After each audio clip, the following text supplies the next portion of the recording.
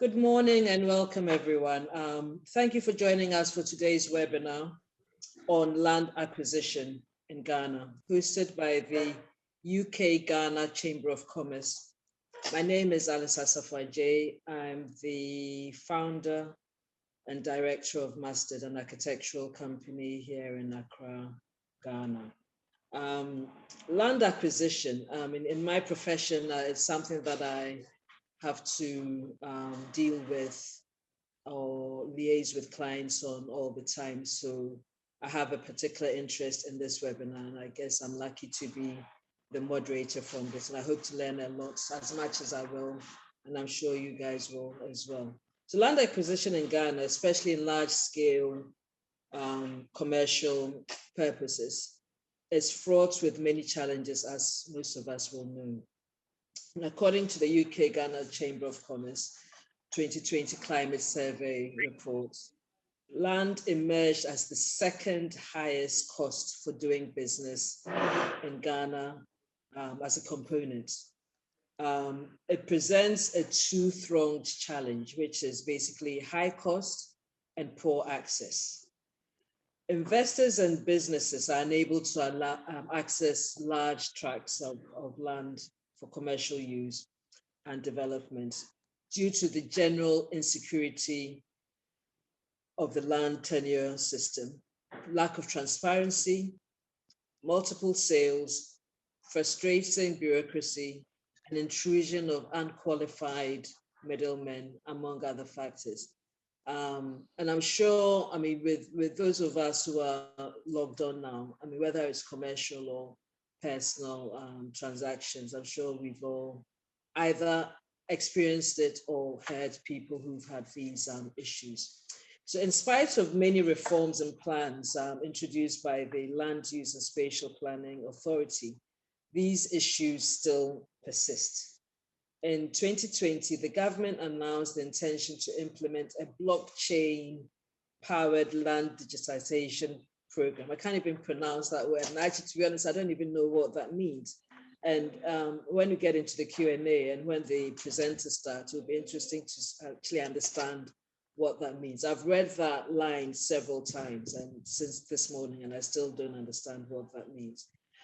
There's a new Land Act, 2020, Act of 1036, the Land Act, which is new. I have to confess, I didn't know that. And this is expected to improve the administrative framework of land registration, security, and governance in Ghana, thereby helping to resolve most of the challenges with access to and cost of land. The UK Ghana Chamber of Commerce continues to campaign for reforms needed for creating and enabling business and investment climates in Ghana through capacity building, thought leadership, and business advocacy.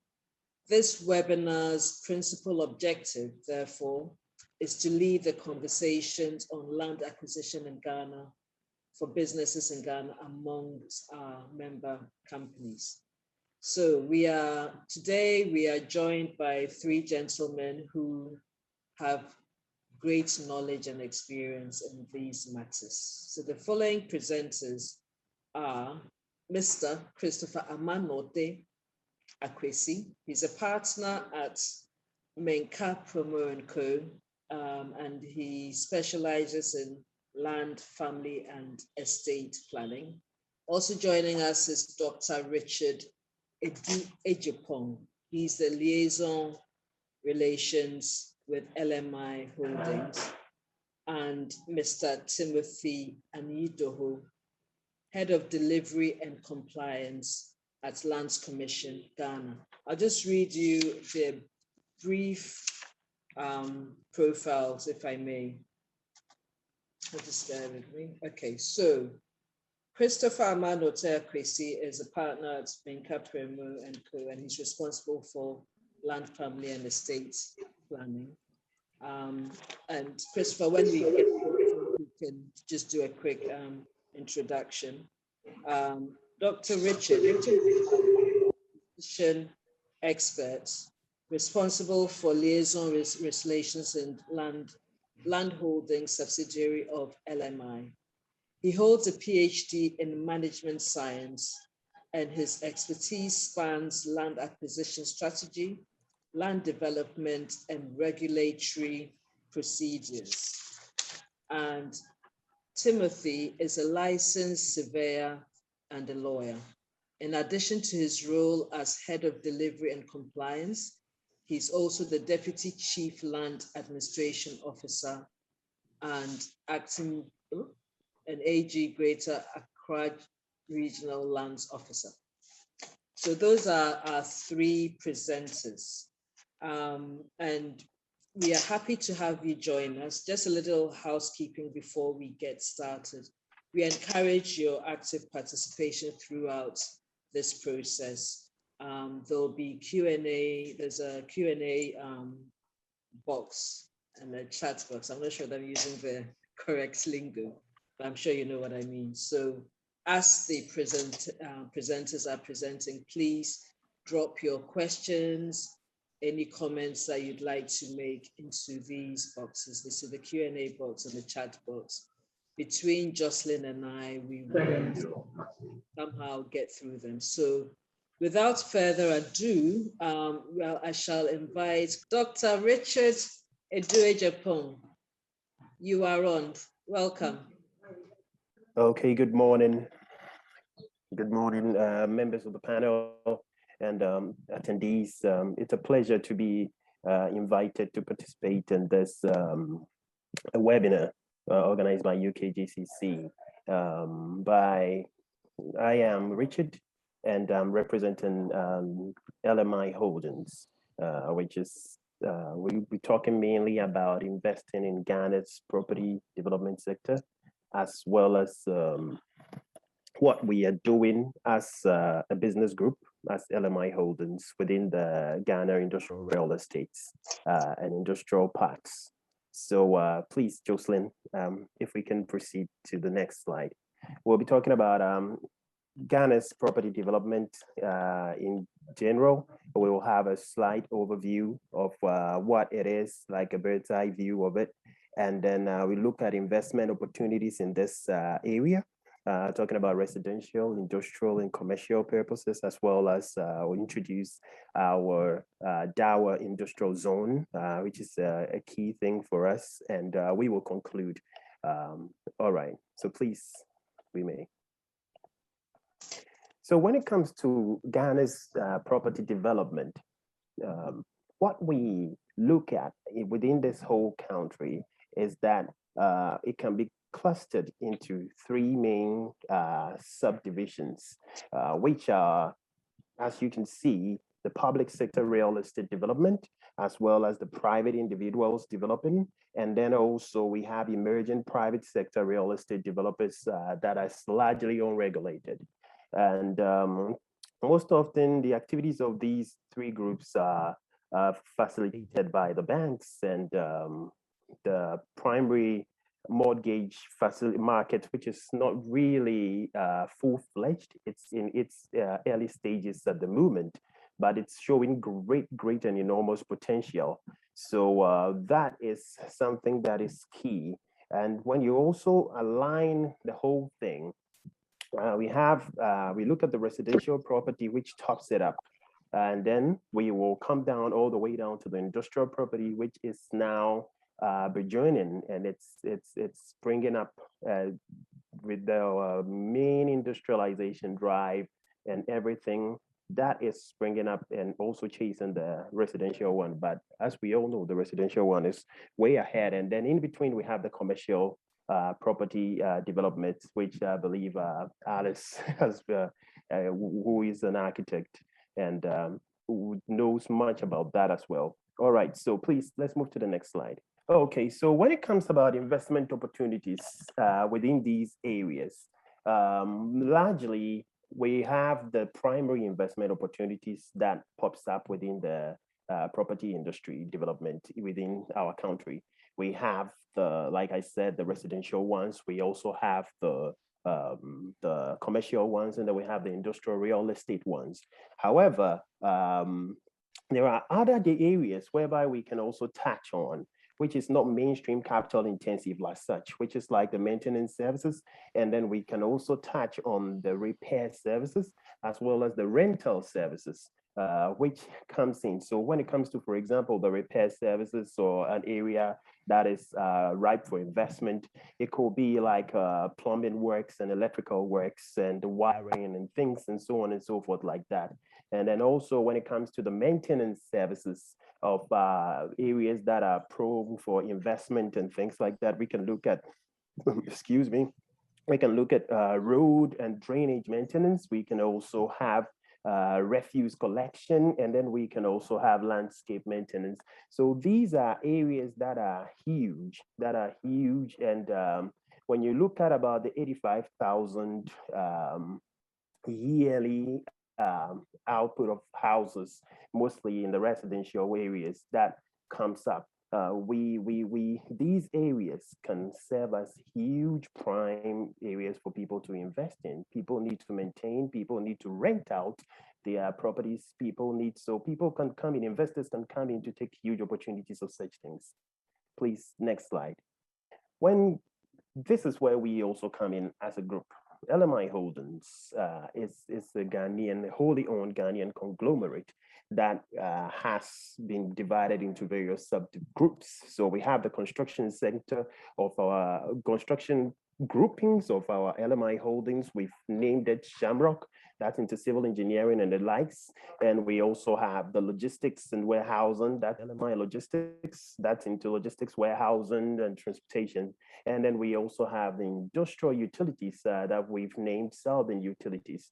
And Southern Utilities is into providing utilities like water, data, or internet services, electricity, and things like that for the industrial real estate of Ghana. And then we have the Land Holdings Group. And in Land Holdings, basically what it does is developing and managing and operating industrial real estate in Ghana, selling industrial lands. We developed the Tema Free Zones Enclave, which is, we own about 70% of the Tema Free Zones Enclave, and also developing the Dawa Industrial Zone as well. So what we do in Land Holdings is basically into industrial and commercial real estate properties and lands for sale and things like that. Okay, so please, next slide. Well, the Dawa Industrial Zone is quite key for us. It's helping us to in bringing a lot of FDIs into the country. It's helping Ghanaian industrial companies and industrial groups prosper. It's giving them the opportunity to come into a fully packaged, fully serviced and developed industrial estate. It's located along the Accra Tema Aflao Highway, and it's just about 45 minutes drive away from the Tema Harbour and just about an hour's drive away from the Kotoka International Airport. So it's ideally located on the Trans-West African Highway. And what it basically does is that we've developed estate properties, like industrial estate property for people, for companies, for enterprises to come in. We've sectored it and is designed to be a special economic zone for the whole country. And it's starting from Greater Accra because yes, Dawa is in Greater Accra. And it consists of a broad ecosystem of industrial, commercial, and residential development. What we offer is that when Alice was talking, she mentioned that securing land in Ghana is full of a whole lot of hustles.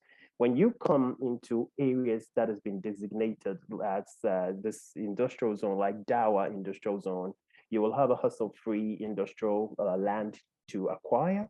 You will have a fully serviced industrial land to acquire. We have a dedicated substation and power and energy supply for you. We will supply you with proper water. We provide you with proper water that's being treated by our own Southern Utility Company. And then also we have a 99.9% assured, like, online power is almost always all the time. So it's a dedicated service for you. And we've developed the roads, we have buried sewers, we have things like that. That takes all, it's simply put a one-stop shop and it takes all the burden away from the investor. And we just give you walking, you get like a fully fledged access to the whole place, and you can easily have your peace of mind to develop your business. And that is something that we are trying to do, and that falls in line with the new Land Act, because you will not buy a land in such an area whereby you will then have to go to court over multiple owners showing up. We've done all that, and we've cleared the area. We've made it pretty nice and simple. Please, the next slide. This is what we were talking about with the project layout. The project layout is located alongside on the stretch of the Tema Flower Highway and Accra Flower Highway. Yes, it's just about 15 minutes drive from Dowenya, Central University's campus at Dowenya. And so we just move super smooth, and then you will be there. What we aim to do is we at the moment, we have a dedicated 132 MVA substation servicing the whole area. To just cut out a lot of the technicalities, what I can do is, for example, this substation that is supplying this 2,000-acre industrial property with dedicated electricity has the capacity to supply the whole of a third of Accra with electricity, non-interrupted. It's just coming through. So we've dedicated all this to just this 2,000-acre area, and then we can meet all your energy demands as well. We are also in the process of building a solar farm, 1,500 solar farm, and we're doing it in phases. So that's what I captured within the slide, which you will see later. So basically, we are providing you with a one-stop shop that we are in liaison with the MMDAs, with the ministries, with the government, and we are making things quite smooth for people to come in and then establish their manufacturing processes for things to move on smoothly. Please, the next slide. Okay, so this is Dawa Industrial Zone. That's just the layout that you can see on the right-hand side of the screen. And it's been subdivided into, it's been clustered. So we have the heavy industrial area, we have the logistics container part of it, and we have availability of drains and sewer lines, like what I've been talking about. At the moment, we have 6 factories established and running, and it has the capacity to take up to 1,500 companies. So this is what we have to offer in this quagmire of land issues within the country. Where you come, you'll have your peace of mind, and then we make sure we support your industry, we support your companies to thrive. Please, the next slide.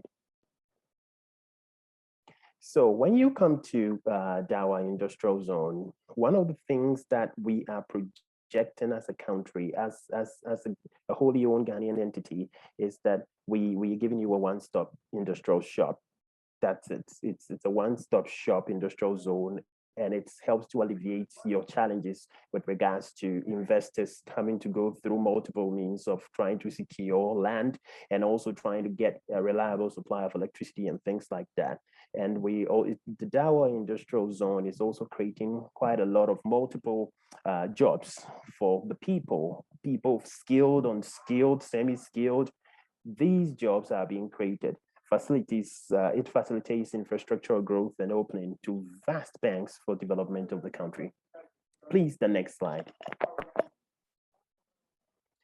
Now, we also have a dedicated energy park, amongst other things that we are working on to augment what we already have at Dawa. What we aim to do is quite straightforward, and that is where we are trying to take off every stress from the investor, every stress from the people who are coming in with their hard-earned money to invest in the country, to help the businesses grow. We're not only targeting foreign companies, we're also targeting Ghanaian companies, everybody who is eager to help in the industrialization drive of this country. All right, so please, the next slide. All right, so these are some of the things that we aim to do. For example, we're not too far from the ocean, so we have a single point mooring secure operations that It's in the pipeline. Plans are far advanced, and then it's going to help. And then we have an existing substation. Solar farm is on the way. It's being constructed. So things to augment and make things work better. Please, the next slide. So basically, to sum it up, in this whole quagmire of trying to acquire land in Ghana to do your investment and things like that, what we in LMI is doing is that we are making your lives easier. We're making the lives of our investors much more easier and simpler, so that people can just come in and work and invest and make things move on super smooth. Thank you. Thank you, Richard. I'm just wondering whether we should take your questions now or we take them at the end. But I think just to keep the flow going, Charles should, Christopher, sorry, I beg your pardon, should come on next, and then we'll take all the questions at the end, because hopefully some of the questions that people may have now may be answered by Christopher's presentation. So Christopher, if you could please present your presentation, and then we'll take it from there. Thank you. Good morning, everyone. My name is Christopher. I'm a partner with Minkah, Premo Co. It's a pleasure to share experiences and also take feedback from you. And together we'll see whether we can make land acquisition a bit more easier than it is now. We all know that land issues and land matters are very, very complicated, extremely complicated. Some time back, to get a land in a place like East Legon, it was a no-go area. In today, Accra, there are people who have money and they want to get lands in places like Chado, which is the new red zone. And anytime you go around that area, you see police and military men patrolling the area in the name of Operation Calm or something like that. So problems associated with land acquisition has been with us since time immemorial. There have been several legislations to try to give us some succor or make it easier to acquire land and then register the land. I'll give you a few personal experiences about problems associated with land acquisition. In 2015, a client of mine bought a land at Adenta, 20 acres. We bought this land from someone who had a land title certificate. Now, my clients bought this land. In fact, I was not consulted when they were buying the land. I came in when we were trying to register the land. Now, before I started the registration, I did another search at land title, and I realized that the land was not in the one who sold to my client's name. Neither was it in the name of my client's grantors. So I got alarmed, and therefore I decided to do further searches. It took me to the courts, and I realized that a year before registration, another person has obtained judgment against the one who sold to my client, and has sold the land to another person, and the person was in possession of a certificate. As we speak, the matter is in court. The one who sold the land to my client is a sitting MP. If you Google it, you know who the person is. About a year ago, I was sitting down and I had a call from TDC, and they asked me whether a client in Kumasi was selling. It's a company. Its land on the motorway. It's a 13-acre land, and I said no, I'm not sure. Let me contact the client. I contacted the client, and he said no, I'm not selling. So I did my investigation. Somebody had applied for a certified true copy of my client's certificate and was parading it as his and was offering it to prospective buyers. And so I got a Lebanese who approached them and said he was interested in buying. They were willing to sell it at around $6.3 million. So I got involved, I got the police involved, spoke to land title, and then we caveated the certificate. And we are in the process of canceling that substituted certificate. We have a case where in East Legon, a client has a certificate. He sold the land to an investor. We have about $4 million transaction. And the new purchaser goes onto the land. Somebody is selling flowers, flower pots and flowers on the land. It turns out that somebody else had put that person on the land as a caretaker. Now this caretaker has no links with either my client or the one who sold it to my client. Somebody else put him on the land. He goes to court, obtains an injunction because he's an adverse possessor and he's seeking protection under law because he has acquired what they claim as the term as possessory title to the land. This person has paid my client money. The investor is willing to sell, but we cannot proceed because of the court injunction. These are few examples of the problems we have associated with land transactions. Now, about 60% of our civil cases are related to land. And we all know the number of years land cases are disposed of in our courts.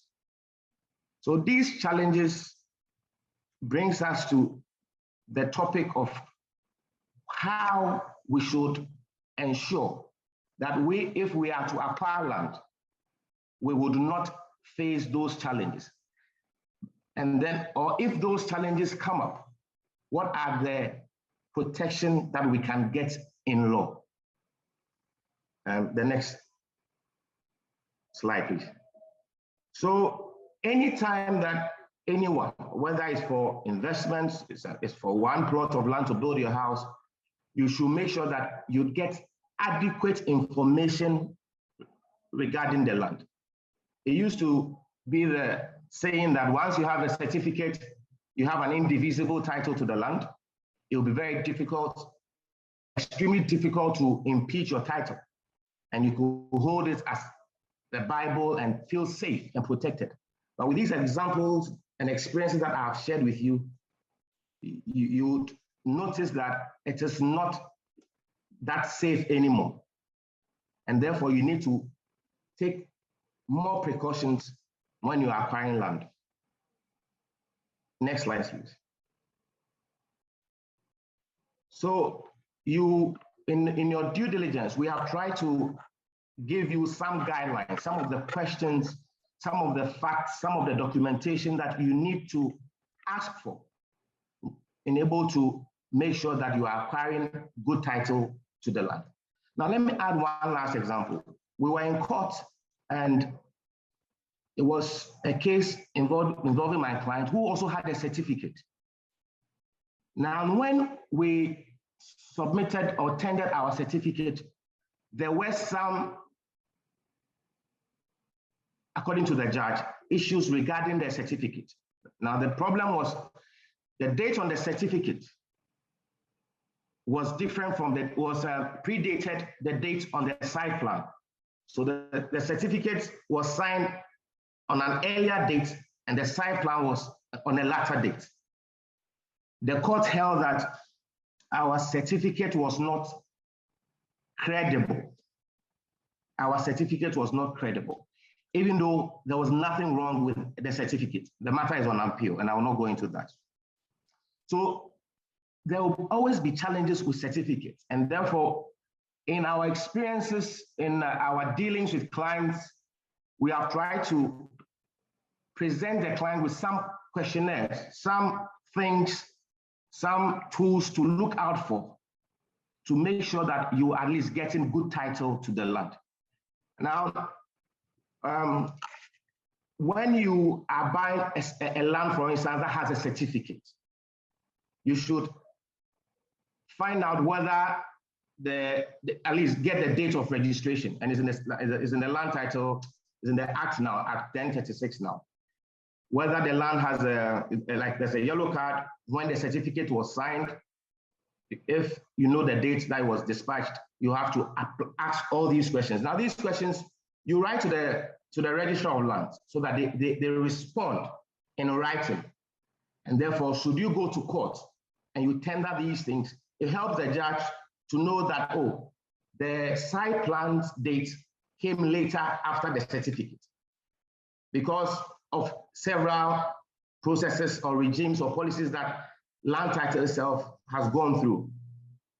Now, you also should not be satisfied with these searches, which are going to give you many a time the responses that you want to hear.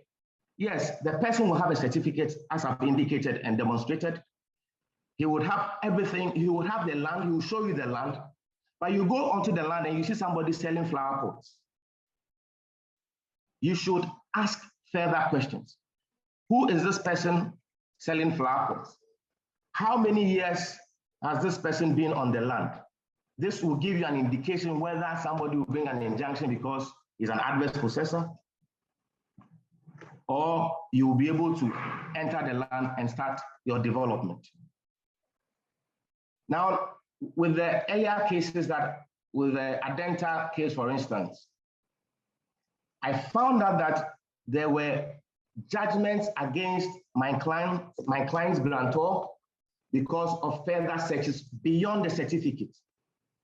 So when you are buying land, big land, small land, you have to go beyond the land registries and go to the courts to find out whether there is a judgment against even the certificate holder. The one who presented the certificate to my client over the 20-acre land had a certificate, but that certificate had been cancelled, or as it were, they had amended the acreage. So it didn't have the 20-acre anymore, it had just about 2 acres. So we need to do further searches beyond the certificates, and then the due diligence at the Lands Commission or the survey and mapping divisions. We also need to be interested in the site plan which is submitted to us, showing the parcel of land that we are buying. There are a lot of people here, I'm sure, are having challenges registering lands that have been given to them. Sometimes it's not just a land. The building that you are staying in, you are living in, the houses that you occupy, you are not able to register because of the challenges of demarcation. Your land is overlapping, going into another person's land. So at the time that they give you the site plan, when you get the house, when you get it could be an estate developer, he gives you a property, check whether that plan falls within the developer's certificate. I have several cases where developed land, they have certificate, but it's falling in another person's land, sometimes beyond the boundaries of the estate. And it's sometimes extremely difficult to get the person, the one, the adjoining property, the owner, to transfer or sell back to you. You may not even see him, and it becomes a problem for us. Next slide, please. You should also be interested in the age of the person whose name is on the certificate.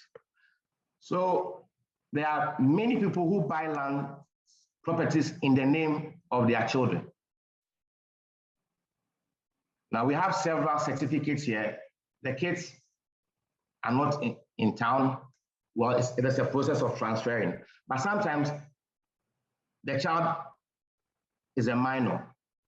He cannot deal with the land. You've bought the land, he's signed. How to rectify that problem has become a challenge because once he takes the money, there's a problem. And under the law, if you're under 18 years, you cannot transfer an interest in land. So you know that you have a challenge there. Now there's this also thorny issue of marriage and interest in land. Under Act 1036, once you are married and you buy a land, it's presumed that the land is owned by Mr. and Mrs., whether you like it or not. And therefore, when you are transferring any interest in that land, you need Mr. or Mrs. to sign as a co-owner of the property. In fact, if there's evidence that at the land title registration that you are a married person, they will put the certificate in your joint names as tenants in common.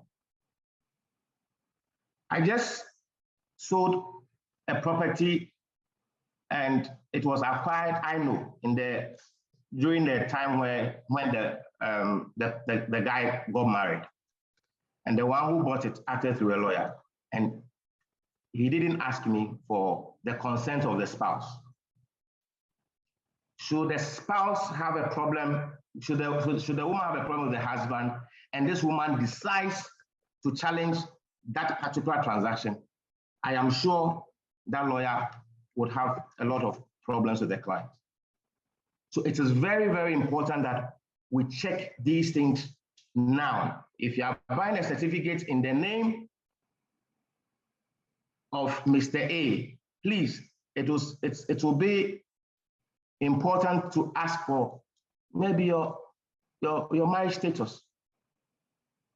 If he says I'm married, but I'm married before I acquired the property, as part of your ownership research, say, oh, can I see your marriage certificate, please?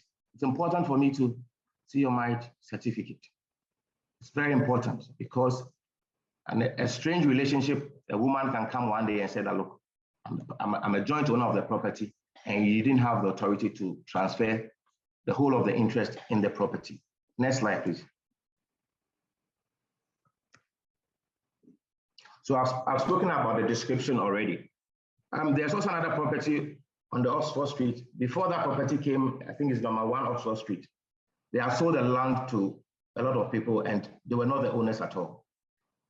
A client has given almost $800,000 to imposters and they ran away with the money. This case is still in court. You have to know who you are buying from. You have to know who you are buying from.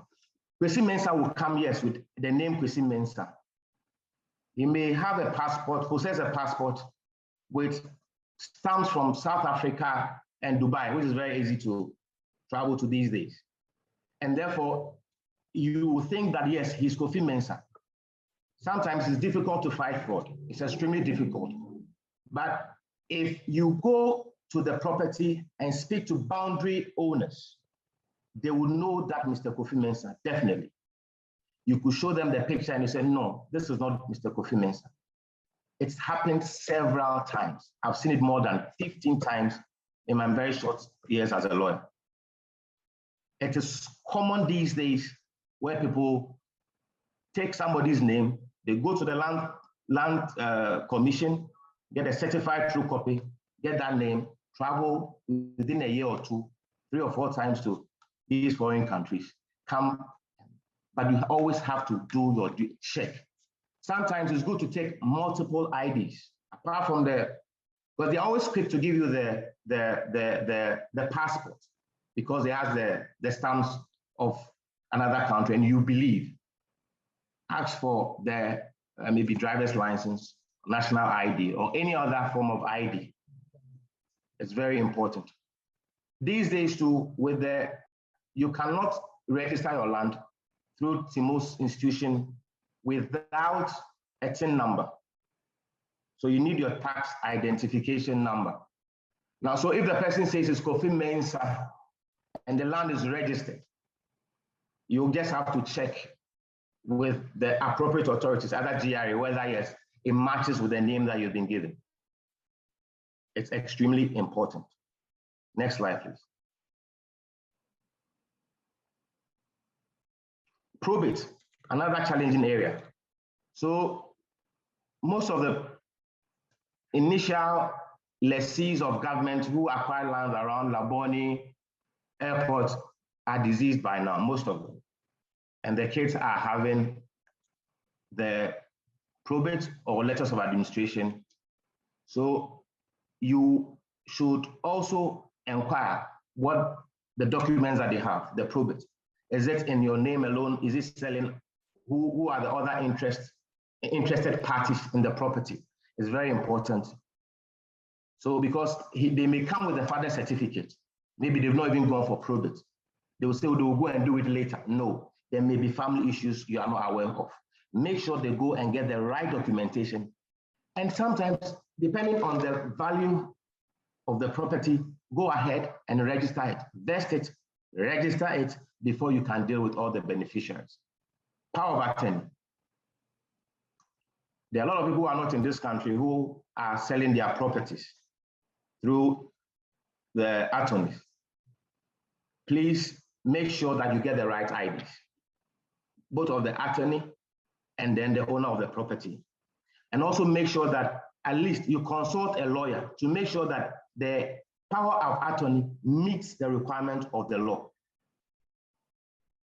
I've had people buy properties through attorneys. They bring the power of attorney and it's not witnessed. They've taken their money to get them to witness or to regularize that defective power of attorney becomes extremely difficult, if not impossible. And then you'll be holding the deeds of your grantor and not able to register the interest in the land. Next slide, please.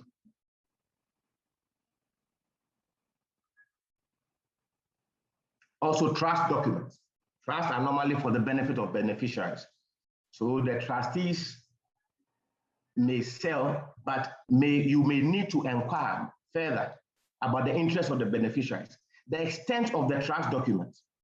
What powers does it even give them the power to sell?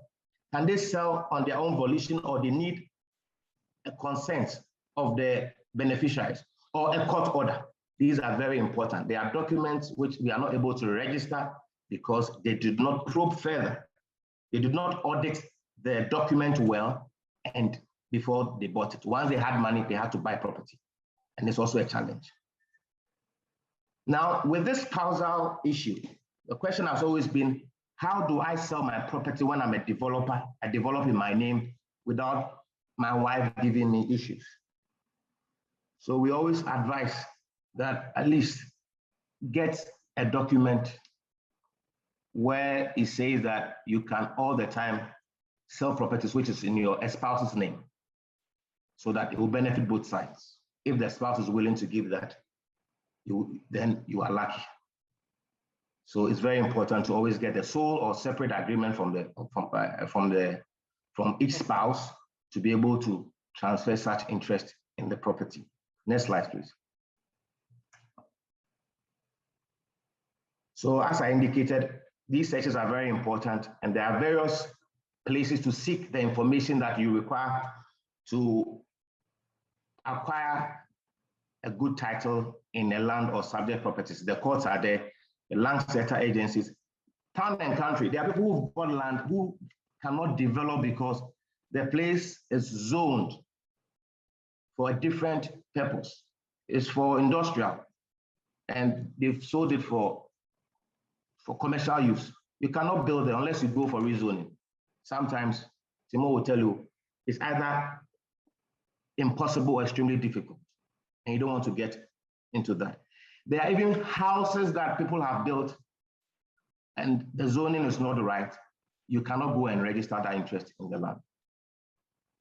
Then the residents, boundary owners, extremely important.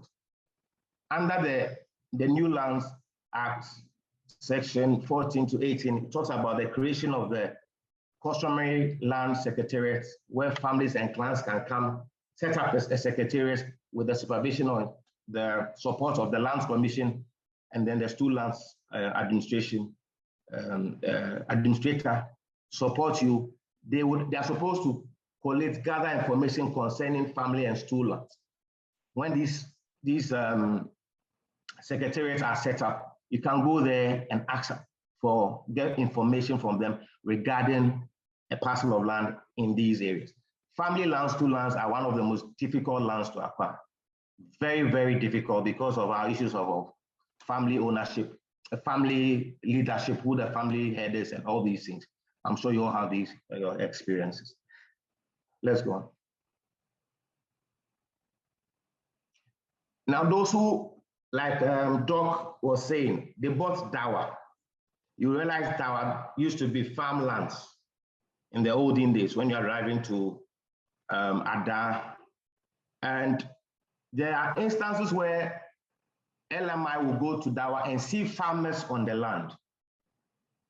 They are not the real owners. They may have an interest in the land. These are what I call the equitable interest, or some interest that you would not be able to see with the naked eye, but you just have to dig further, deeper, before you would unravel some of these interests. So you go and you see farmers there, and they can negotiate and sell those lands to you because they've probably been on the land for several years. Sometimes you may even ask the boundary owners, who may think that the farmers are the owners of this land. So it's very important to also make further inquiries, especially large tracts of land. If the fact that they are farmers doesn't mean that because they have several ebunu ebusa, they share cropping. I'll give you 1/3 or 2/3 of the yield after I've cultivated the land.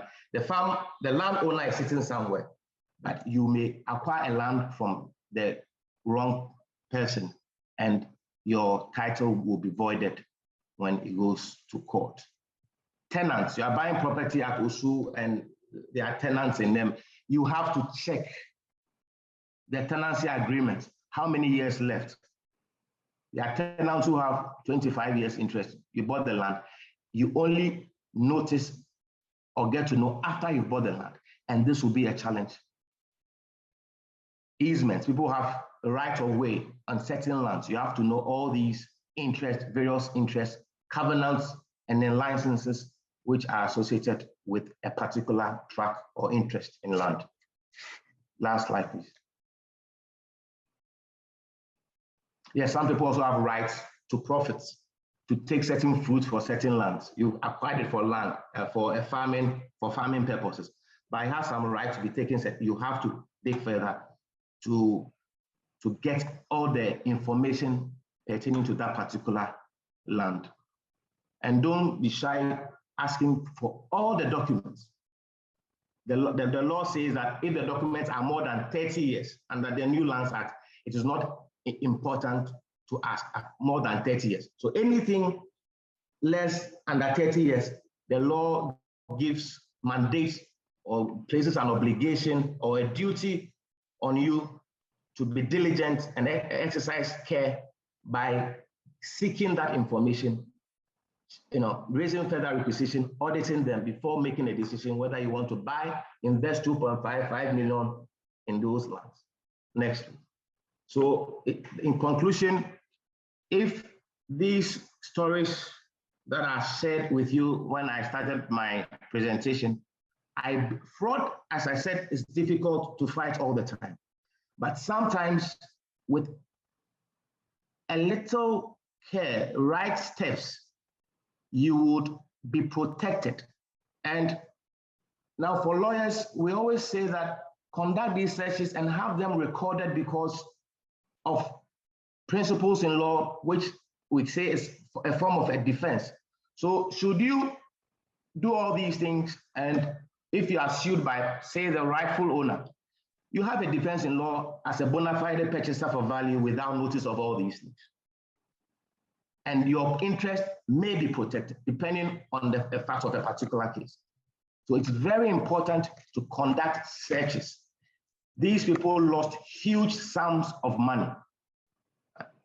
So it is very important to protect your investment by undertaking these due diligence. Do not rush. And as my godfather will always say, you don't buy property like you are buying tomatoes on the market. Thank you very much. Thank you very much, Christopher. This is, I don't know whether I'm even more confused than I was before we started, but certainly, I mean, a lot of the nightmare cases that you've described, I think, and I would imagine that a lot of people have been through that. I said that earlier, or know of people who are going through this. And you don't even need to be in the industry to appreciate this. I've listed a whole lot of questions, but we'll save that till the end and ask Timothy to present as well. And then I think we will collate all the questions. We so far have a few questions for Richard. I have a whole bunch for Christopher, and I'm sure you all have as well. I've noted some which have been coming through on the chat. Please remember also there's a Q&A box which you can enter your questions into. But without further ado, I'll invite Timothy to present. So Timothy, please, the floor is yours. All right, thank you very much. Good presentation by Doc and Chris. I think I'll pick it up from there. I'll try and speak about the regulatory framework. That's where I'll touch on. First of all, to indicate that in Ghana, the Constitution in Chapter 21 finds land an essential part of our land administration, our development, and there's provision made in the Constitution for land, natural resources, and land is basically the base. There's a provision for the establishment of what we call the Lands Commission, which is the, let's say, the monopoly holder for registration of land in Ghana. But my emphasis will be on Article 266 and Article 267. Article 266 mainly because we know we are speaking to a global audience and it may be involve companies or individuals who may not be Ghanaian and what interest they can have in Ghana. The Constitution says you can have 50 years maximum at one set time and not more than that. So that doesn't mean that you can have only 50 years and that ends it. For any particular time, you can hold 50 years, but it will be subject to renewal when the time passes. So that's for the Article 266. If you look at the New Land Act, it further clarifies in terms of company, what would be known as a foreign company and what would be known as a Ghanaian company. And that's important because in past laws, there was a bit of a gray area on what constitutes a Ghanaian company and what constitutes a foreign company. So there's a clarity in the law. If you have 40% and more, then it is perceived to be a foreign company. So you have to have at least 40% Ghanaian holding to make it Ghanaian, and that's a provision in the Land Act. So I'll go to Article 267, which speaks about stool land. It discusses how when you are transacting and you are dealing with a stool, you cannot have a freehold interest, meaning that you can only have a term certain for whichever right you would have. And so once again, it's subject to the provision in 266, meaning that if you are a foreigner, you will be cut off to 50, but if you are Ghanaian, then you can have more than 50 to whichever term. There's a misconception where people always think in Ghana, it can be 99 years and nothing else. I want to debunk that misconception. The law doesn't necessarily hold a number of years. What it says is that it must be a leasehold. So therefore, to be based on the negotiation between the parties. In the New Land Act, there's certain limitation for some agrarian uses. And we'll discuss that when we get to the New Land Act. So basically, that's the constitutional bit of the regulatory framework. I'll proceed to talk about what we call the Lands Commission Act, which is Act 767, which was passed in 2008. And this was in response to the many, what I'll call the multiple land sector agencies that existed as independent agencies and were operating independent of each other, even though their work all depended on each other. So through what we call the Land Administration Project under the World Bank funded project, one of the key things, which was institutional, looking at the institutional framework, was to pass this act, which amalgamated 4 different institutions into one big lands commission. So you have what we call the Public Invested Land Management Division, which is a division responsible for public land administration. You have what we call the Survey and Mapping Division, which was the XWAL Survey Department, which was responsible for survey. Then we have what we call the Land Registration Division, which was the XWAL Land Title Registration Division. And then we have the Land Valuation Division, which was the Land Valuation Board. So these were 4 divisions that were independent of 4 institutions that were independent of each other. But with the passing of Act 767, it brought all under one umbrella, meaning you have 1 chief executive, you have 2 deputies, and this becomes divisions of 1 institution, so that because the workflow depends on each other, they can all flow together, have the same policy direction, have the same board, so that they could be able to resolve some of the confusion that we had in the land sector agency. So I'll then come to the almighty Act 1036, which you said you didn't know of, and I'm happy you now know of, which is revolutionary. We say it's revolutionary because it has been long years in offering, because it was looking at the various problems that we have had in the land sector, starting from 1999, when the land policy document was passed for the first time. It identified certain problems in the land sector agency, and we all thought it was important that we look at a new act, basically because if you look at the act and look at section 282, it lists about 13 laws, or what I call the 12.5 laws, which were all laws that were passed before the coming into force of the 1992 Constitution. Most of them were laws in 1962. Some of them were, in fact, the most current of the laws was in 1986, which was a land title registration law. So it meant that with the coming into force of the Constitution, there were some of the provisions that were contrary to the 1992 Constitution. So judicial decisions had been passed that had meant that some provisions of these acts were no more in force.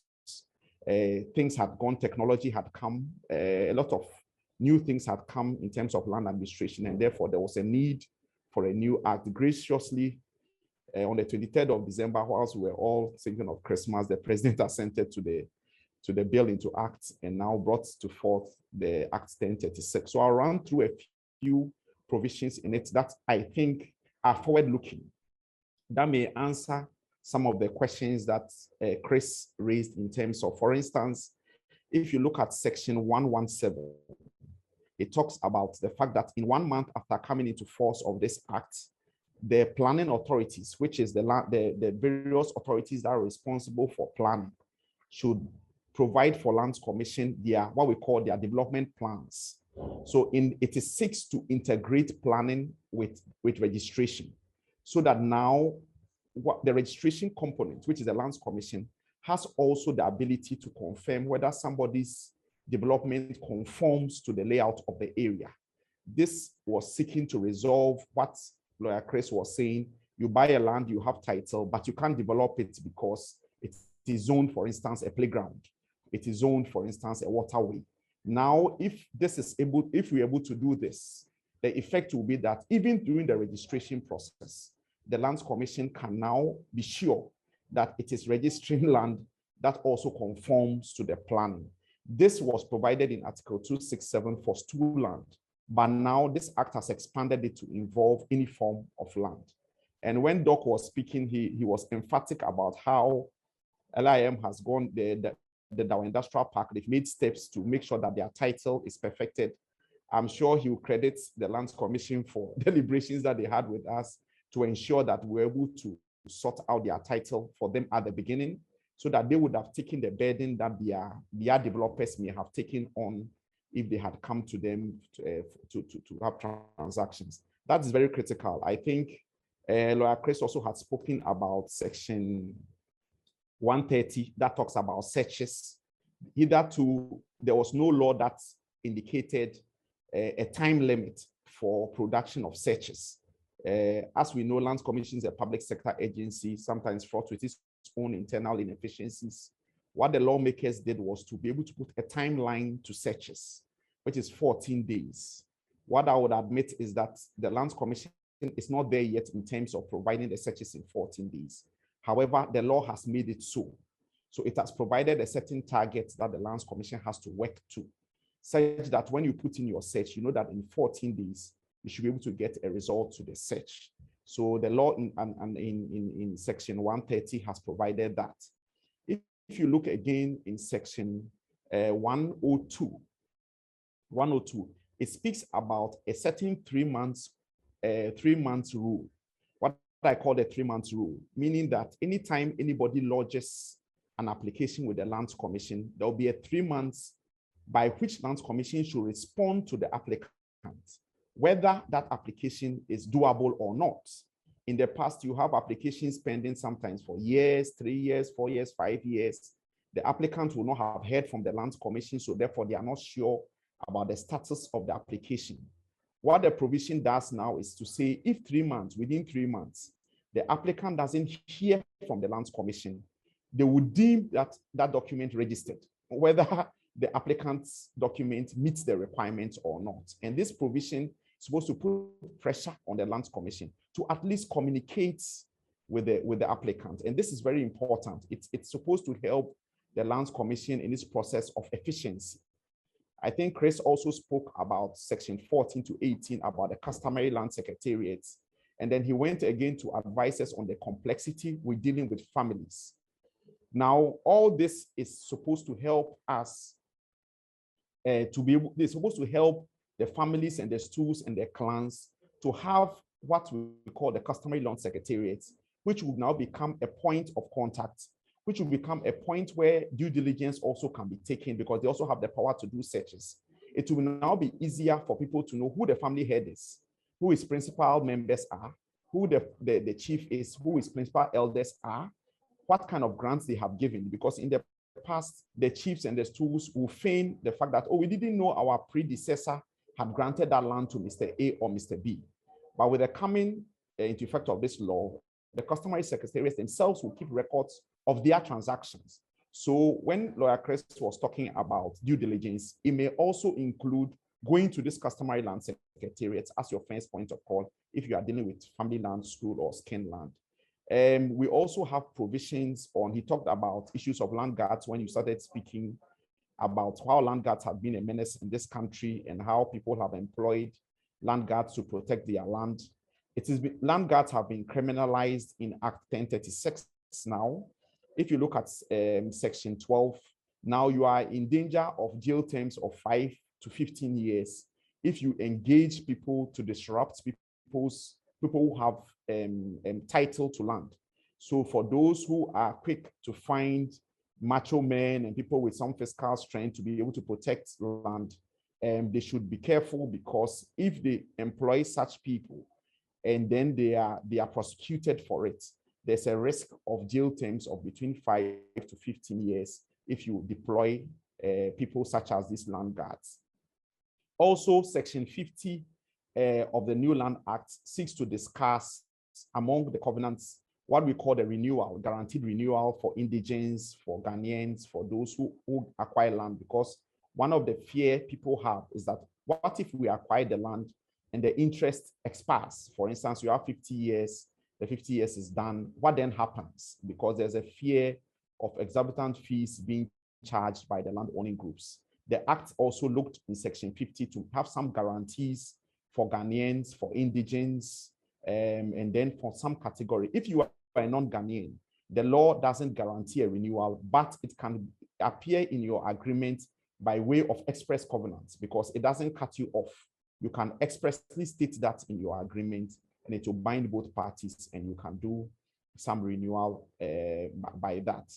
I also want to state that the new act also makes sure that when it comes to government land, if you look at Section 236, you acquire no rights at all if you encroach on government land, and the law is emphatic on that. So those who have the risk, or who are happy to take the risk of developing on government land and seeking some other means of going around to come and regularize, this act makes that you acquire no rights at all, and therefore you will be forced to, the government may have the power to come and demolish your property or take certain actions where you may not be entitled to any compensation at all. Also, the Act made provision for allodial owners, that is the family heads, the stool owners, to register their title before any subsequent title is registered. That is very important because it seeks to push the stools to come and register their interest. If they had registered their interest, it's easier now for subsequent persons to be able to register their interest. So the law makes provision for that. But in practicality, there may be some difficulty because people have own interest. And if the stool doesn't come, you then prevent all the others who may have obtained title from them. So it's something that the Lands Commission is looking at in order to ensure that is done. So briefly, I've gone through the regulatory framework. I've looked at what Dawa LIM is doing in Dawa. I've tried to touch on certain concerns that Chris has spoken about. For me, critically, hearing from everybody else and working from the public sector perspective, if you use the right professionals in the beginning of your acquisition, you are sure to save yourself a lot of problems. The challenge is that most people fly solo and then come to the professionals when there's a problem. But if you use the professionals at the beginning, because they understand the laws that govern what we are doing, and because they are trained to be able to assist, they will then be able to assist you avoid the pitfalls that you may encounter. And I say may because even the professionals sometimes, from what Chris said, they themselves even are not 100% sure. How much more you, the individual who are trying to acquire without the knowledge of the regulatory framework and all other things that you need. So in brief, that is what I'll touch on, and I'll be open for questions. Thank you very much. Thank you, Timothy. This is very useful. I've been highlighting all my the questions that I selfishly want to ask, and a few more questions have been put onto the chat and in the Q&A. So I'm just going to jump straight in. So the last point you made about seeking advice from the right professionals.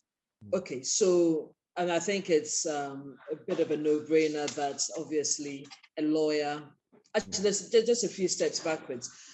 Most of us, and I'm putting myself in this mix, I guess maybe because of cost, budgetary constraints, etc., will want to go solo. So I guess maybe, I mean, we have the luxury and the advantage of being on this webinar where we're all hopefully going to be sharing views and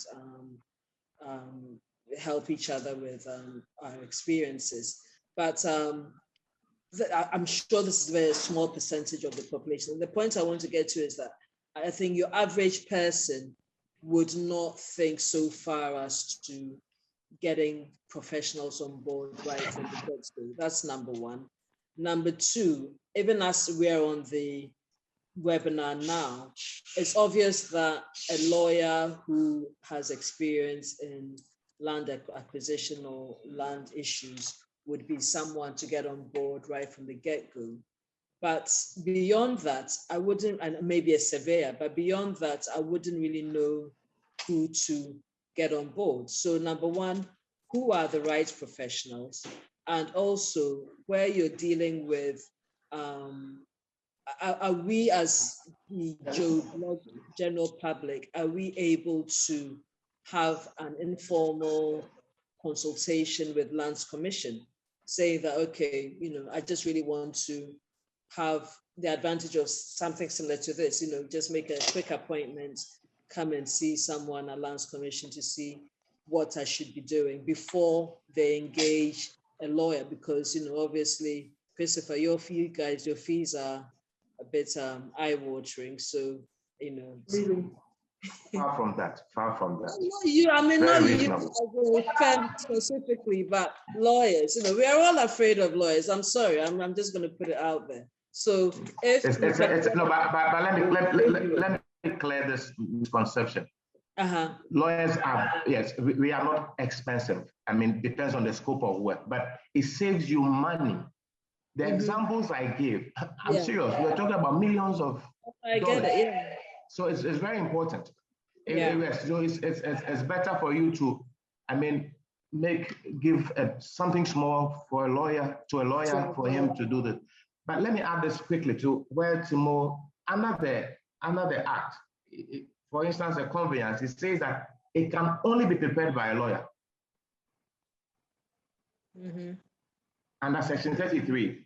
Yeah. So those days they will come to Timo's place under the tree, and then those typists will be typing all sort of documents for them. But it says that a conveyance shall be prepared by only a lawyer in terms of the Legal Profession Act. So it's very important. So you do not have a choice but to bring some of your money for me to prepare it for you, so that you will be protected. Because somebody can set aside the conveyance because it wasn't prepared by a lawyer. Right. Okay. So that's good to know. So who are the other professionals one should have on board before we embark on this? So a surveyor, as you said, the surveyor, there'll be 3 different categories. Usually the 2, which is the land surveyor and the general practice, well, estate surveyor are the 2 that may also be able to assist. By and large, these are the categories, but as Chris indicated, the law makes conveyancing the sole preserve of lawyers. So therefore, no matter who helps you, you go back to the lawyer for the conveyancing. Coming back to walking into the Lands Commission, making an appointment and trying to ask those of us, at least the first step, which will be the search that you conduct, as Chris had indicated, will be done with the Lands Commission. And any individual can do it. You don't necessarily need a lawyer to do the search for you. The challenge often is when you come to advice. In my practice, I've noticed that no matter how much advice you seem to give people, they seem to lean on the side of the person selling. So we are telling them that this is the issue. The land is state land. And he said, oh, the whole place is developed and I've seen it, but the guy says it's good. So it is just the charm of land. Let me just put that, the charm of land that makes people don't want to listen to advice. They don't want to look into, because it's a public office.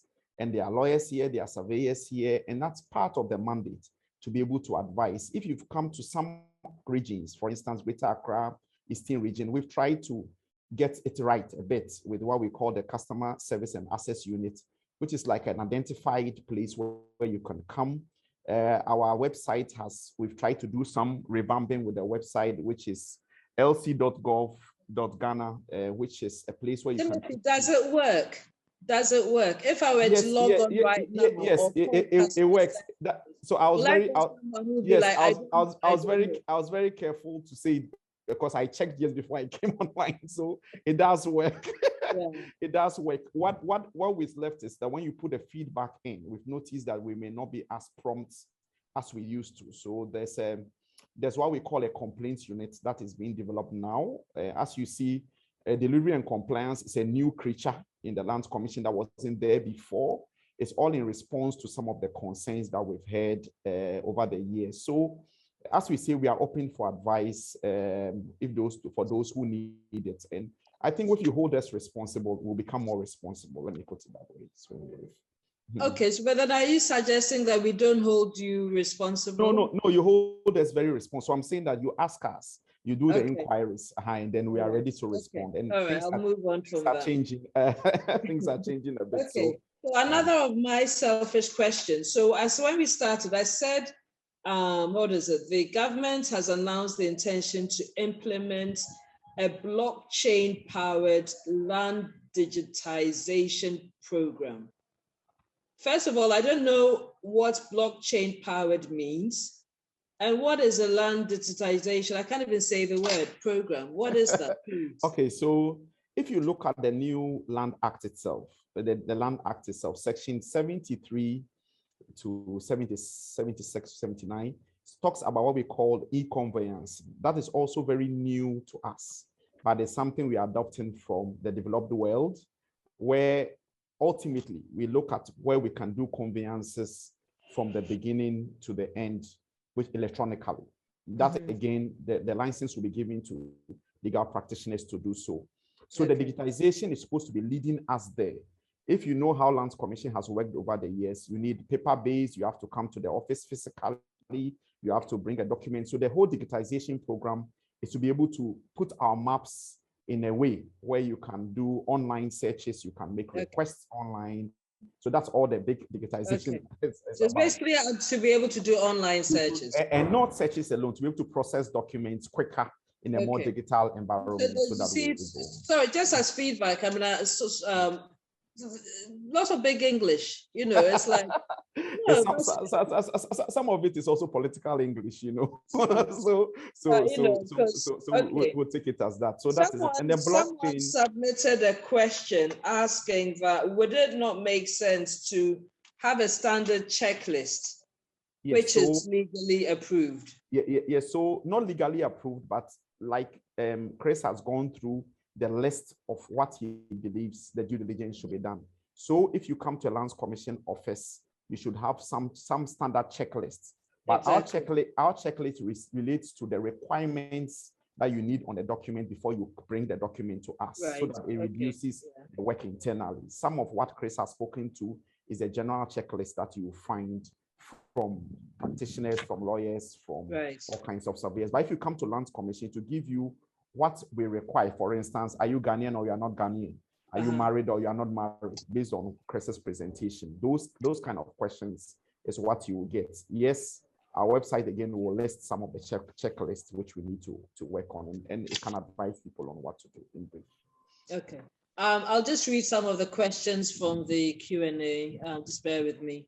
Okay, so I'm reading from the top. This one is from Dominic Travis. Okay, so Dominic would be interested to hear the panel's thoughts on how to go about getting mains power and high-speed internet connectivity to an agricultural site in the Volta region. Is there anyone on the panel who can help on this? Or is this too specific a question? Yes, because maybe I don't know whether that has doing some solar and something, they might, but not me. I'm not. What I can say to that, Alice, is that with regards to getting mains power and high-speed internet, for him, when it's outside our industrial park, that is our industrial zone, with that, we cannot really help as of now. We are still negotiating on having some discussions with the Energy Commission to give us the go ahead to be able to supply power outside our enclave.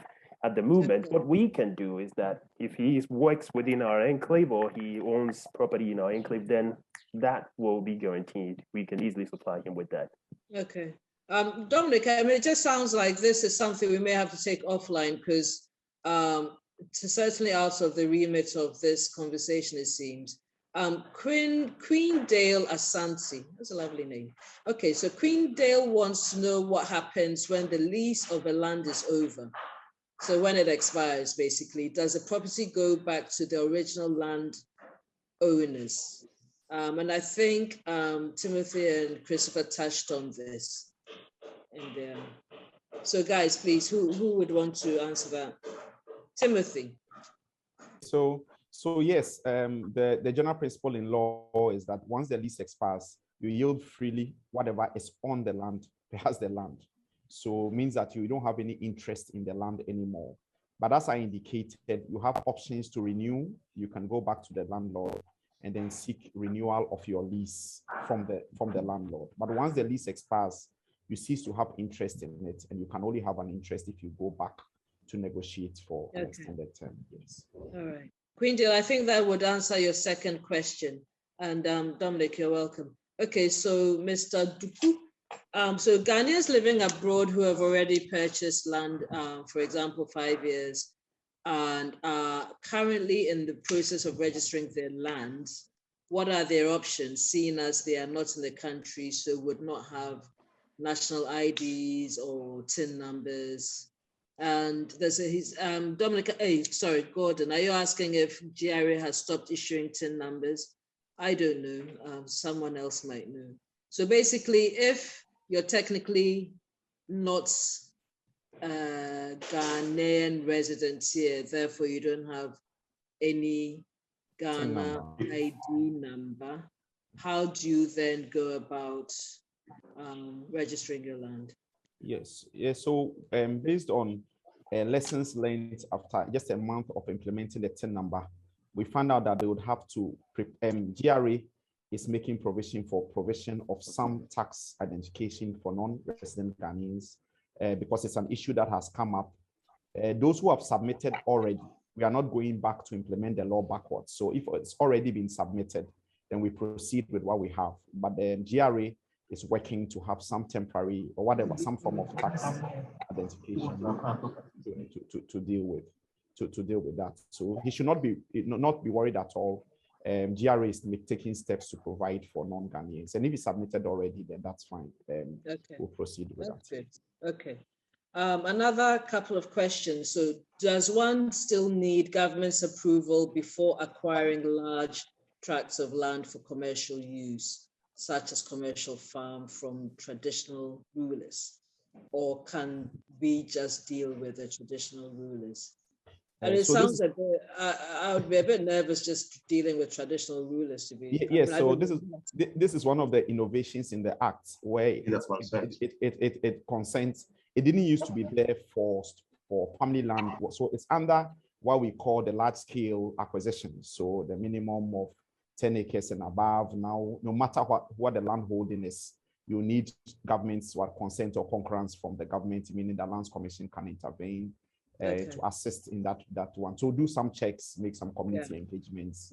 And would this be done in conjunction with the traditional rulers? Yes, of course, because they are the owners. What Lands Commission is doing is the regulatory bit. Yes, the regulatory bit. Okay, so it says the new Land Act is supposed to create a customary land secretariat to enable stools, skins, clans, or families to manage their respective lands. Will the secretariat operate like the Lands Commission, where everyone who buys from them must go to register their land? I think you've just answered that. Yes. That's it. Yes, they'll have to. So that becomes the first informal relating to only theirs two, and then Lands Commission is the bigger registration. You don't end with them. You do with them, and then you move off to Lands Commission to do what the registration will be. Right. So third question, do you still need to pay compensation to persons dwelling on the land which you have paid and acquired from a traditional ruler? I didn't realize there was like a law to compensate. I thought people just did it just because it was. I mean, so also for me, I mean, so when people are dwelling on the land, are they technically squatters and they have squatters' rights? Please, could someone just briefly break that down and explain? So, I mean, when Christopher was making his, going through his presentation, he made references to people selling flowers quite a lot. I mean, Christopher, it seems like you where you live or where your clients buy land must be quite gentrified, because I'm surrounded by car washers and mechanics. Every so often you see that the land has been cleared. So I wouldn't mind having people selling flowers on land yet to be developed. So there are people who are there under the instructions or authority of the owners of the land, and they will not be squatters. But there are people who are there without the authority. You don't know them. And they are the ones who are set that right that they are squatters. And after 12 years, if you try to get them out, they may resist, and sometimes you may lose the land because you'll be starting back from even instituting the action in the first place.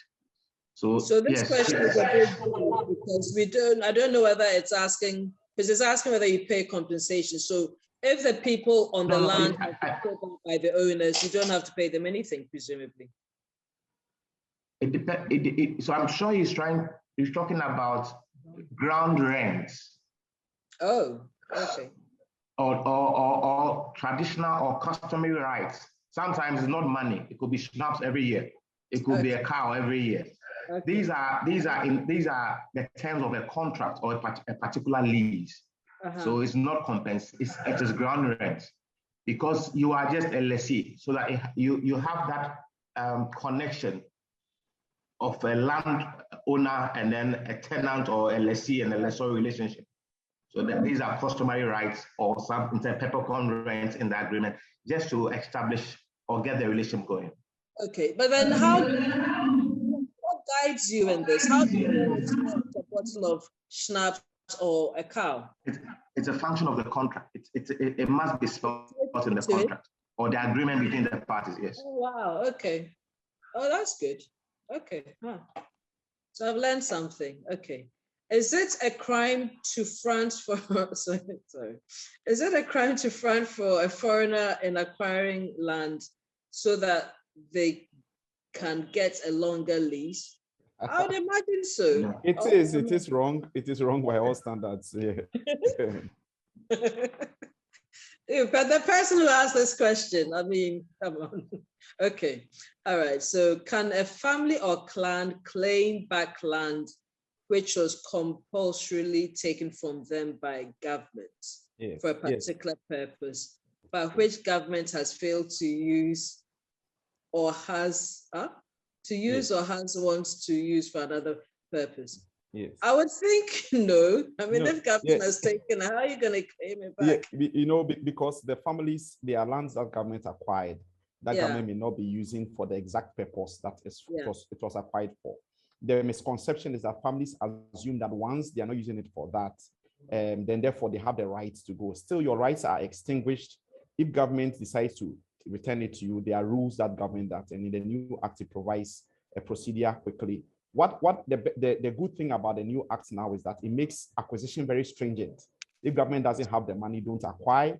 If the acquisition process is not completed in 2 years, the whole acquisition process is collapses so that the family's interests can be protected. Okay. But once government has acquired, by all the Supreme Court decisions, all rights extinguished is for government.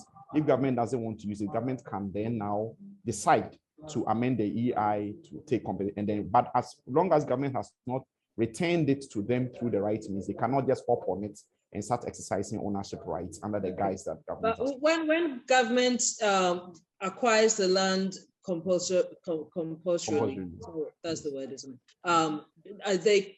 Is a family compensated? Yes, the laws are. So you look at Article 20 of the Constitution that says prompt and adequate compensation must be paid. But the function of government always means that sometimes the money doesn't come as quickly as possible. Sometimes the claimants are many, overlapping, and therefore government can, before it sorts out who owns what, it takes time, and the family doesn't get the money.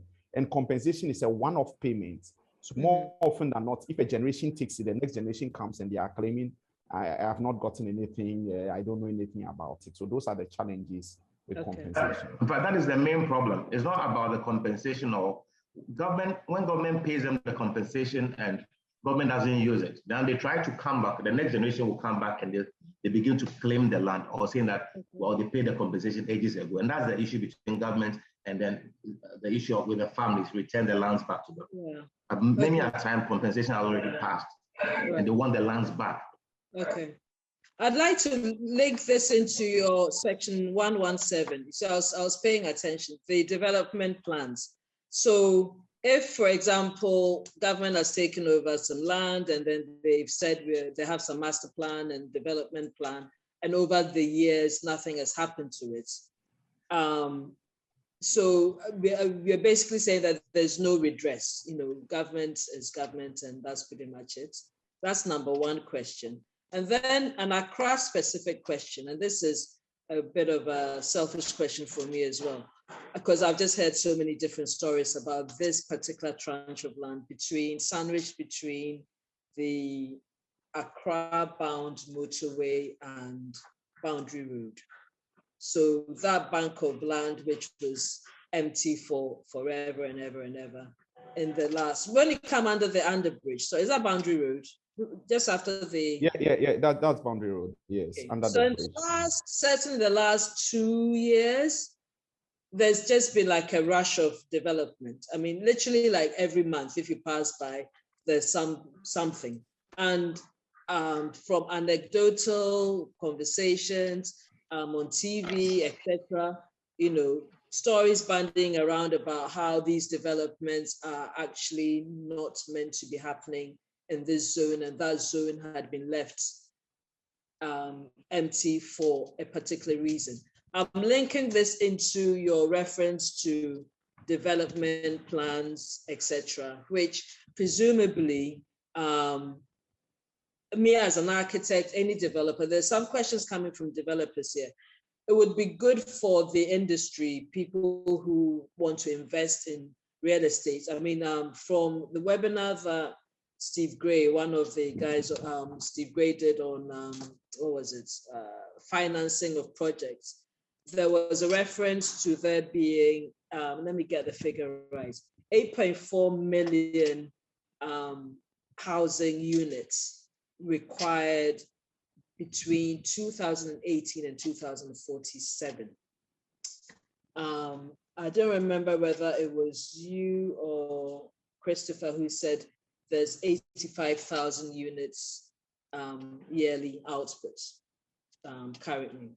I did a quick calculation. If we're building housing units, 85,000 housing units annually, we're certainly going to be well short of the figure of the deficits required. So I'm mixing up things now. I've actually even lost my track of thoughts. So there are two things.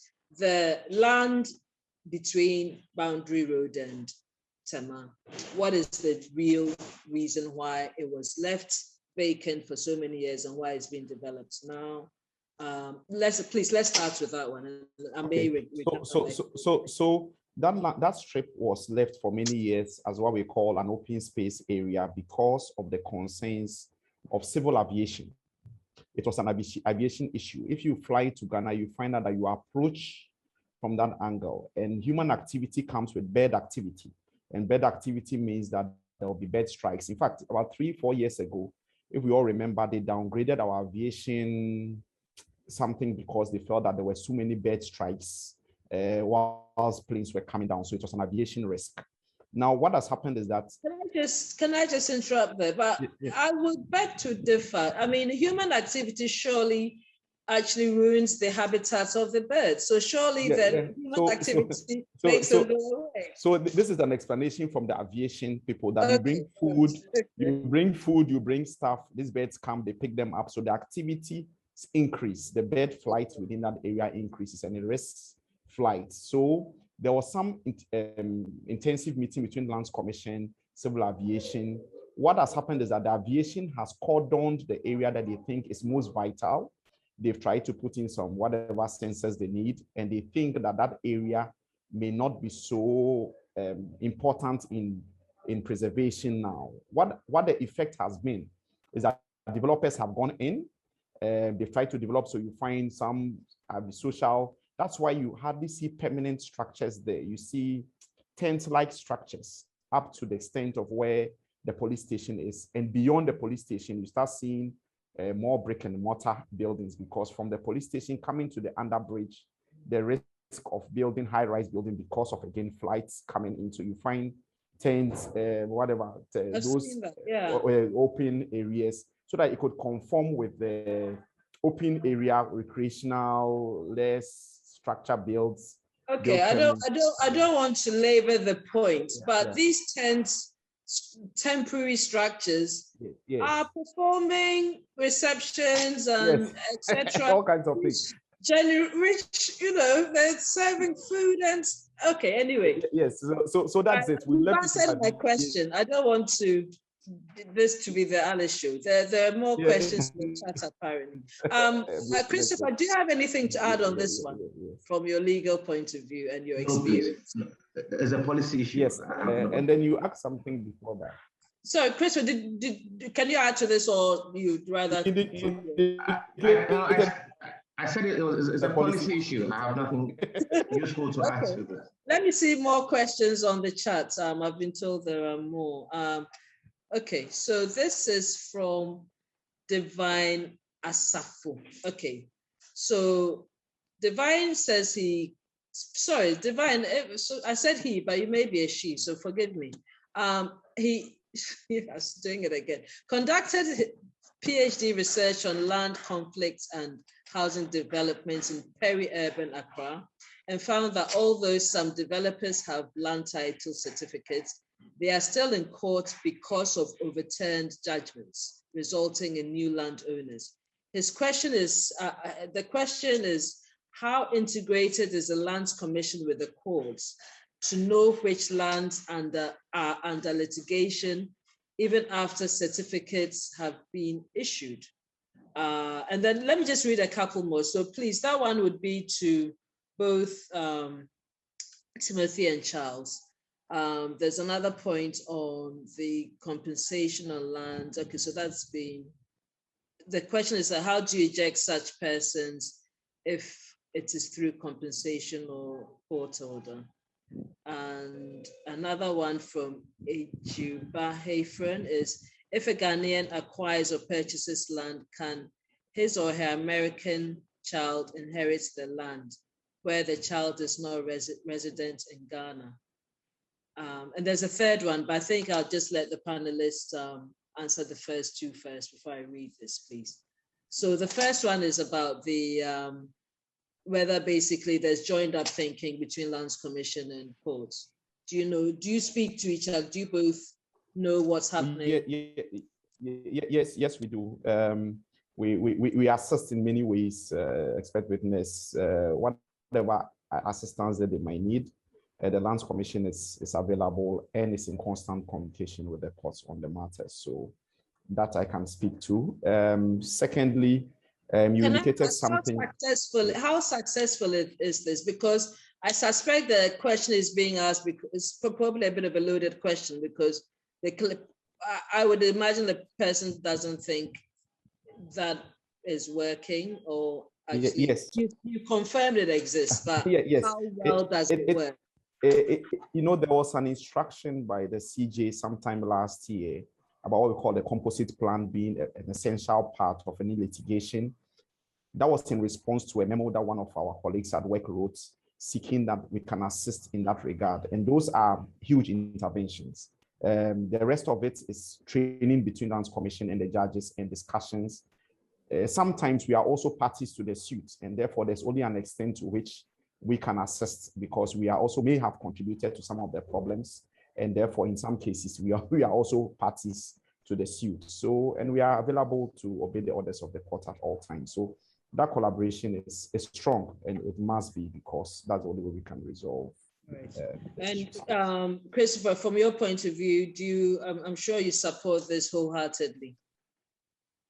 Yeah, but I will add that it's possible that a certificate could be issued and that certificate could be set aside.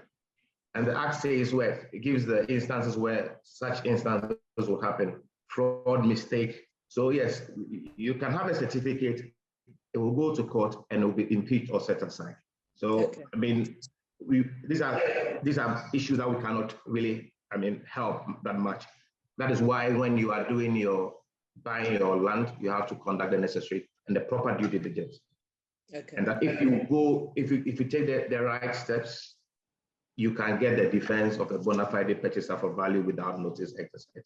But we can't help that situation where certificates will be impeached, because you could get it from you could get a judgment and it will go straight to the Supreme Court. They'll set aside the certificate.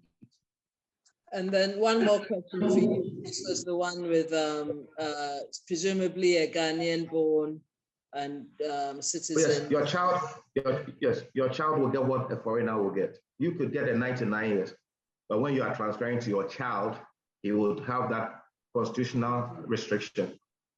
Okay, so I'm just going to read and then a couple for Richard. Richard, you actually had quite a few. So the last one I think I'd read, this one is from Leo Jima. His question, so during compulsory acquisition, when compensation as duly assessed has not been paid the affected persons.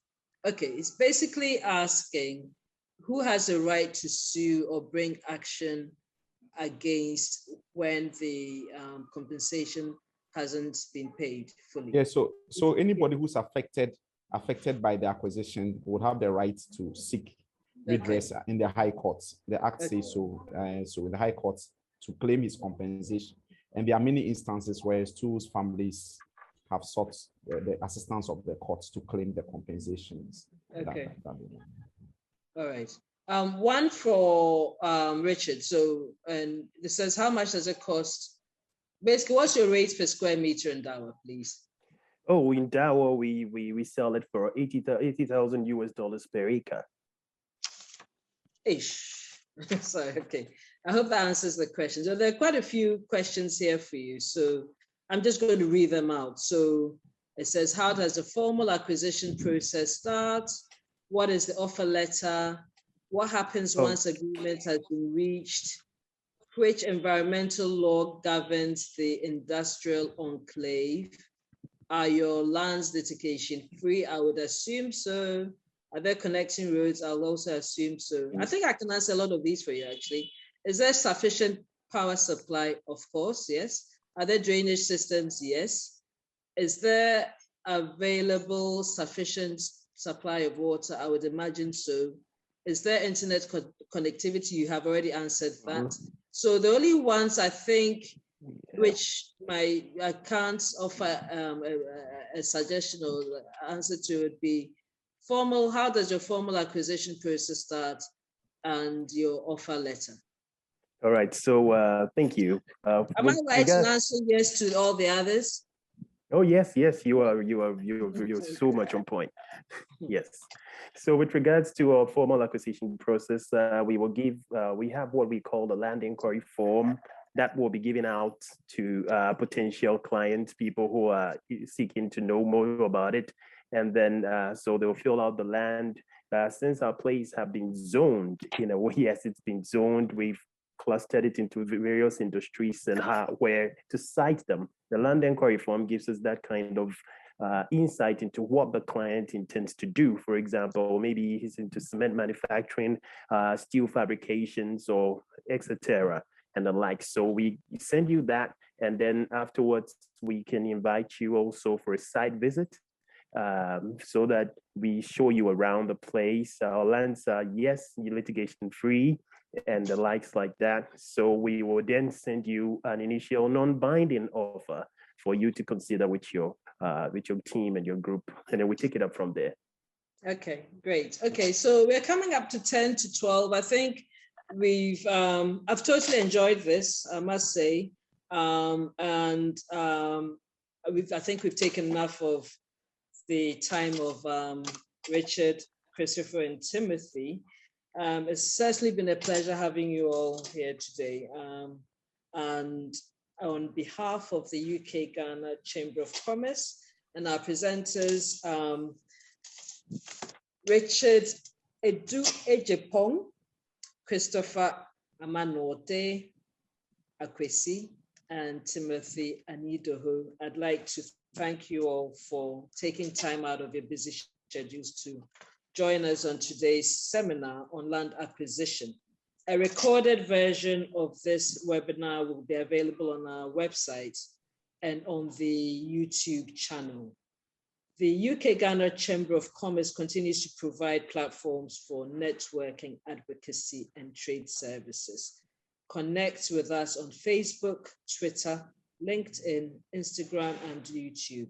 And if you have any other questions, please contact Margaret and the rest of the team. I'm sure you'll find the details on the website.